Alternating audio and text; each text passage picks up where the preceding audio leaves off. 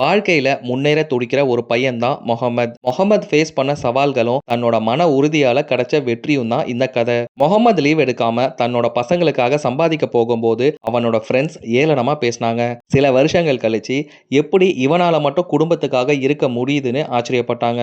ஏன் இந்த முகமது இந்த வயசுல காசு கொடுத்துலாம் படிக்கிறான், அதான் எல்லாமே ஃப்ரீயா கிடைக்குதேன்னு சொன்னவங்க கொஞ்சம் வருஷம் கழிச்சு இப்ப அவன்கிட்டயே கத்துக்க ஆர்வம் காட்டினாங்க. எல்லாரும் பீஸா கேக்ஸ்னு சாப்பிடும்போது முகமது மட்டும் தன்னோட ஹெல்த் மேல கவனம் செலுத்தினான்.